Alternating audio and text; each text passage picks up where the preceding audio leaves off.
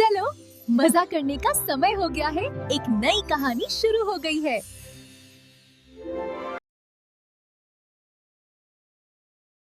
कपड़े धोने वाली बहू।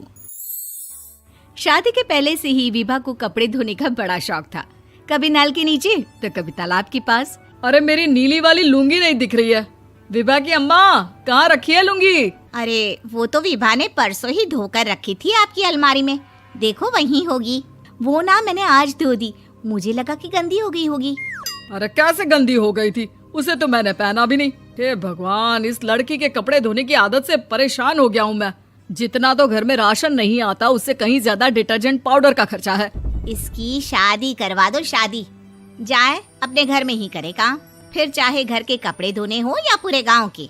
हाँ ठीक बोल रही हूँ, देखता हूँ मैं कोई लड़का। वो दिन भी आ जाता है जब विभा को देखने लड़के वाले आ जाते हैं। लड़की मुझे अच्छी लगी। होने वाली सास कहती है, बेटी अगर कुछ पूछना है तो पूछ लो।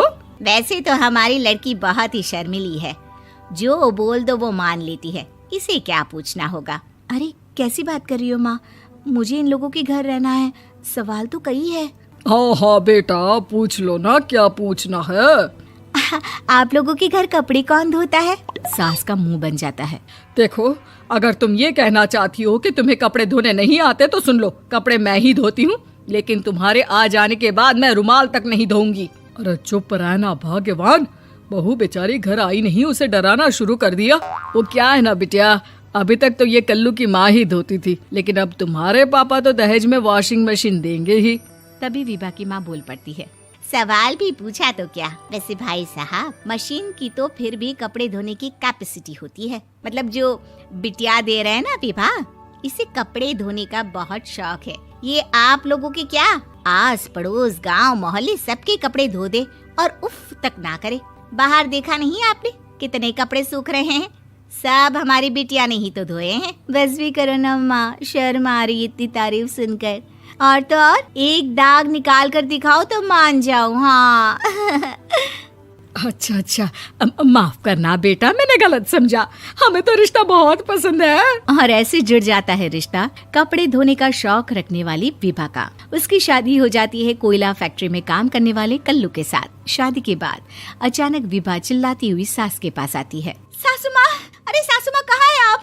ये तो धोखा है, धोखा दिया आप लोगों ने मुझे। इसे ससुर के चक्कर के बारे में पता चल गया। अरे तो उसमें तुझे क्यों धोखा मिला है? अरे नल में पानी नहीं आता, कपड़े कैसे कब धुलेंगे? अच्छा तू पानी नहीं आ रहा उसकी बात कर रही है। तो आपने क्या सोचा? कुछ नहीं। अच्छा तेरी माँ ने कहा था कि कपड़े धोने का शौक है तुझे, याद आया मुझे।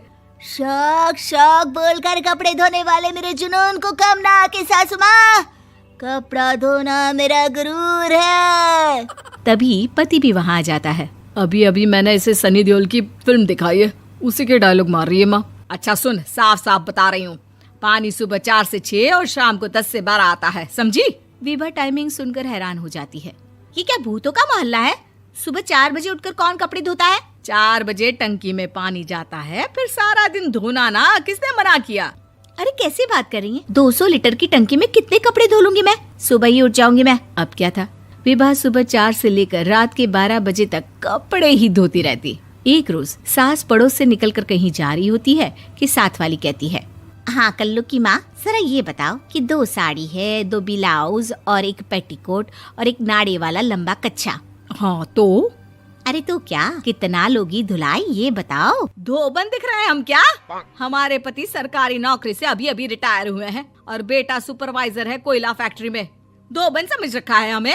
हाय रे कल्लू की अम्मा, माफ कर दो, वो तो मोहल्ले में यही सब बता रहे थे कि तुमने बहू को कपड़ा धुलवाने के काम में लगा दिया है। सास को पड़ोसन की बात सुनकर गुस्सा आ जाता है। वो घर पहुंचती है जहां घर के बाहर ही इतने सारे कपड़े सूख रहे होते हैं जितने कि किसी धोबन के घर पर। अरे ओ कल्लू की दुल्हन, बाहर निकल। माँ जी यहीं आ जाओ, बाथरूम में चादर धो रहे हैं हम। अरे अभी हम धोते हैं, तुमको बाहर निकलो। ये आस पड़ोस वाले बोल रहे हैं कि हम बहू से कपड़े धुलवा कर उसे कपड़ा धोने वाली बना दिए हैं। अरे छोड़ो ना माँ जी, किन लोगों की बातों में आती हो? आस पास के लोगों का तो काम ही होता है कि वो किसी तरह सास बहू को लड़ा दे। बहू सारे घर के कपड़े धोती है, ये क्या कम है? बोलिए। सास को भी लग जाता है कि वो बहू का ये सनकीपन नहीं छुड़वा सकती, इससे अच्छा है कि खुद ही चुप हो जाए। एक रोज सास और बहू मंदिर जाते हैं, जहाँ सास की साड़ी वहाँ खड़ी भीख मांगने वाली से मिलती है। माँ जी क्या बात है, आपकी साड़ी उस भिखारन से कितनी मिल रही है ना? हाँ हाँ देखो तो, दोनों की साड़ी मिल रही है। क्या बात है कल्लू की अम्मा, तुम खुद को तो अफसर की बीवी बताती हो और ऐसी सिंपल सी प्लेन साड़ी पहनकर घूमती हो। सिंपल और प्लेन नहीं है ये साड़ी। तो क्या सोने के धागे से फूल बने हैं? कुछ भी सासू माँ, कुछ भी। हाँ बने थे इस साड़ी में सोने के धागे से फूल। मेरे पति लेकर आए थे मद्रास से स्पेशली मेरे लिए 10,000 की। ताहे भाई साहब इस भिखारन के लिए भी सेम टू सेम साड़ी लेकर आए होंगे 10,000 की।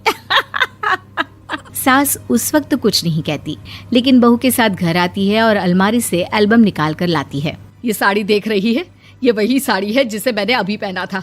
इस साड़ी में ये जो चमकदार फूल दिख रहे हैं ना, ये सोने के धागों से काढ़े गए हैं।